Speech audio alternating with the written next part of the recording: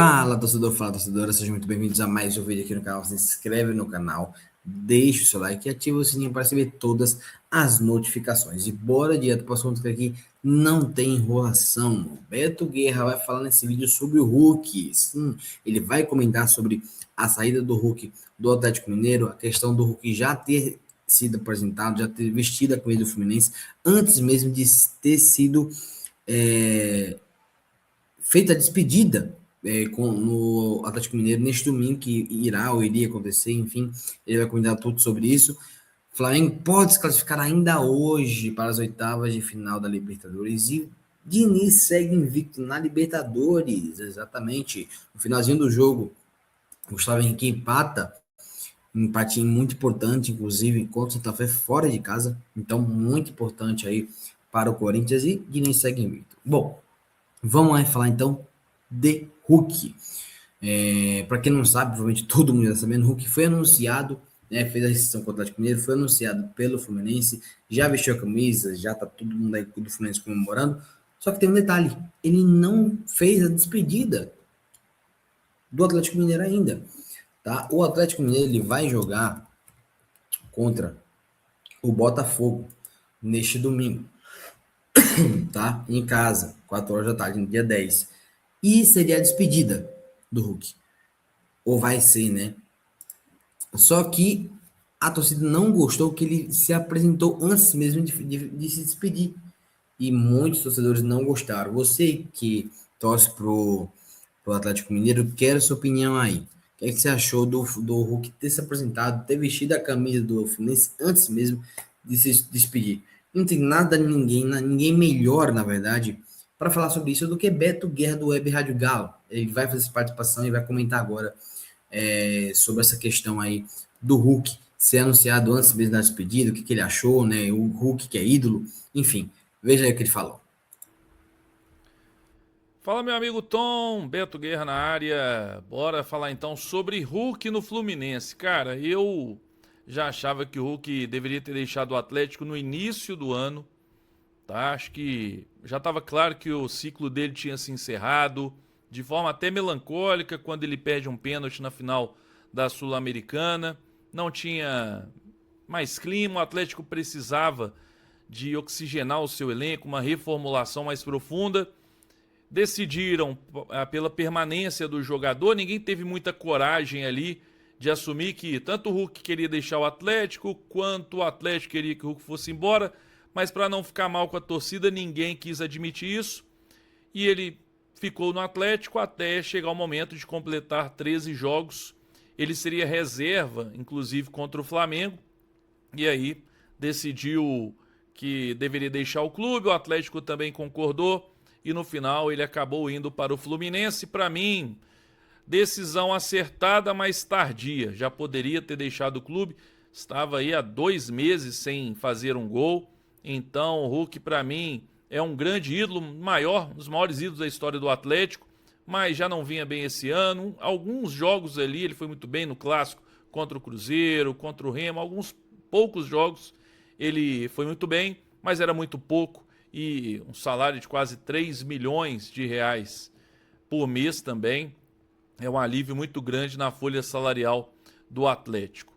Então é isso, meu amigo. Hulk agora está no Fluminense e agora tem uma polêmica se a despedida no domingo, no jogo antes ali do jogo contra o Botafogo, deverá acontecer ou não, se deveria acontecer, porque vestiu a camisa do Fluminense, os vídeos, e agora o torcedor, não sei, tá rolando uma polêmica aqui sobre isso, tá bom?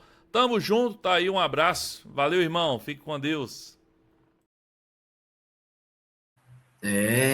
Rola essa polêmica aí, né?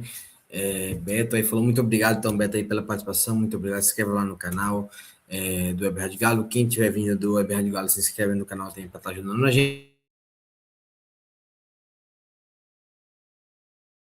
Não, vocês querem a despedida dele ou não, ele vacilou com isso, ou isso não interfere nada na história dele, ele é gigante pelo Atlético Mineiro, deixa ele fazer a despedida e pronto. Como o Beto falou, foi tarde demais, essa tarde demais é para ter saído antes, porque já estava, né, oscilando bastante, mas enfim, deixa seu comentário aí. Bom, agora falando de Diniz, né, do Corinthians, né, porque o Corinthians estava quase praticamente certo que ia perder por Santa Fé em casa, lá na Colômbia, né, mas o Corinthians obedece ordem de Diniz para ter coragem e busca empate valioso na Colômbia. A vaga do Corinthians para as oitavas de final da Libertadores está muito bem encaminhada na noite da última quarta-feira. O Timão ficou no empate com 1-1 com o Independente Santa Fé. Mas a sensação foi de vitória no estádio El Campín, em Bogotá, graças ao gol marcado por Gustavo Henrique nos acréscimos do segundo tempo. Muito mais importante do que o resultado foi a aplicação em campo. Mesmo Santa Fé, no início do segundo tempo, elevaram um gol do Rodalega, né? Conhecido Rodalega, jogou no Bahia, enfim, que apareceu sozinho na área às costas da marcação de Gabriel Paulista. Perdendo por 1-0 já no meio da etapa final, o técnico Fernando Diniz usou a parada para hidratação para dar uma ordem que o time que se lançasse ao ataque, marcando em cima da defesa adversária, assim como tem se acostumado a fazer nos jogos em Itaquera. O que se viu foi um jogo de ataque contra a defesa, com o Timão circulando a bola pelas beiradas do campo em busca do empate. Nos acréscimos, depois de muito tentar e ter até acertado uma bola na trave, o Corinthians conseguiu cumprir sua missão de conquistar um valioso ponto fora de casa na Libertadores. Posicionado ofensivamente, o lateral Matheus acertou um cruzamento preciso na direção de Gustavo Henrique, que naquela altura da partida atuava como centroavante, e o zagueiro aceitou o cabeceio preciso no ângulo, sem chance de defesa. Com o resultado, o Corinthians chegou aos 10 pontos no grupo E e manteve a invencibilidade no torneio continental e pode se classificar ao mata-mata na noite desta quinta-feira, tá? Hoje, com 2 rodadas de antecedência. Para isso, basta que o Peñarol não vence o Platense na Argentina. Só isso. Pode empatar ou perder. Ao fim da partida da Colômbia, Fernando Diniz disse que os atletas deram uma demonstração do que é ser Corinthians. O empate veio, aberto por Diniz, né? O empate veio exatamente da forma como a torcida mais gosta, na base da sofrência. A sensação é de que o Timão está ganhando corpo e jogo após jogo na Libertadores, demonstrando que competirá até o final. E o Corinthians empatando, né? E eu quero mostrar para vocês a tabela da Libertadores, já que a gente já está falando de Libertadores, né? Mostrar para vocês falando de Corinthians, como vocês podem ver, ó, Corinthians em primeiro colocado com 3 vitórias e um empate, 7 gols, apenas um gol sofrido, que foi contra o Santa Fé ontem, tá? 7 gols marcados e um sofrido, 6 de saldo de gol, então tá muito bem saldo de gol aí, caso tenha um empate. Corinthians com 10 pontos, Platense com 6 pontos, Santa Fé com 2.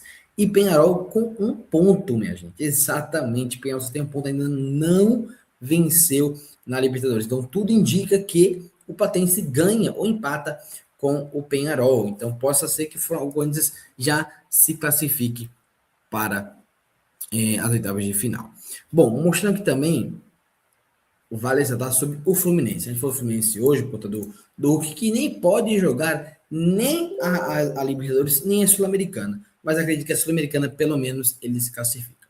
O Fluminense está apenas com 2 pontos, tá? Ele ontem, mais uma vez, empatou contra o primeiro colocado, inclusive, que não perdeu ainda, que é um time que está surpreendendo aí, tá? O Bolívar com 5 pontos, o Deportivo com 3 e o Fluminense com 2. Inclusive, o Fluminense vai enfrentar o Bolívar e o Deportivo. Então, vai ser 2 jogos muito importantes para o Fluminense. E tem o Flamengo, né? O Flamengo que... Opa, cadê o Flamengo? Aqui, ó. O Flamengo, que está com 7 pontos, vencendo do Independente Medellín, pode se classificar direto aí para as oitavas de final, tá? O Estudiantes, que é o segundo colocado, jogou ontem contra o Cusco por 1-1. Então, se vencer hoje, vai a 10 pontos, tá? E o Independente Medellín tá com 4. Então, se ganhar mais 2, vai para 6, vai para 10.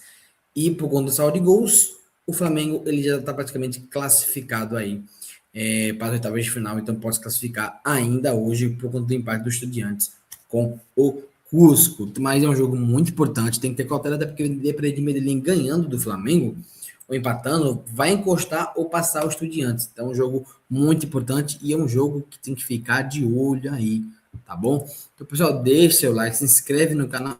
E antes eu quero comentar, o notícia é o seguinte: Palmeiras entra na fase final para fechar Barbosa e vê Danilo com um sonho distante, tá bom? A movimentação do meio do ano, o Palmeiras tem Botafogo, mas só deve fechar com um deles, enquanto Alexander Barbosa está perto de finalizar sua transferência. Danilo é visto como um sonho distante. Há quase 2 semanas, os clubes chegaram a um acordo para a negociação do zagueiro de 31 anos de idade. O time paulista vai pagar 4 milhões de dólares, cerca de quase 20 milhões na cotação atual. Os cariocas e têm as bases do acordo alinhadas. Embora pareça que a negociação está arrastada, o Palmeiras não vê motivo para preocupação, pois só poderá contar com o jogador no janela do meio do ano após a Copa do Mundo. Registros de novos atletas é de 20 de julho a 11 de setembro. A questão, neste momento, é que Barbosa não pode completar 3 jogos na Série A. Ele já tem 10. O Botafogo o deixou fora da última rodada por causa da negociação em curso. O limite de jogos para transferência é um dos motivos que dificulta a outra negociação entre Verdão e Botafogo por Danilo. O meio-campista atuou em 11 partidas e poderá entrar em campo apenas mais uma vez para ter a chance de se transferir para outra equipe da Série A. Peça-chave no time carioca e disputando uma vaga na Copa do Mundo, ele dificilmente será tirado dos jogos como o Barbosa, até porque a prioridade do Danilo é o futebol europeu. Tá bom, pessoal? Deixe seu like, se inscreve no canal, ativa o sininho para receber todas as notificações. Muito obrigado ao Beto Guerra por estar participando deste vídeo. Fechou, pessoal? Valeu, até a próxima. E notícias aqui é todo dia, de todos os times, de tudo do futebol.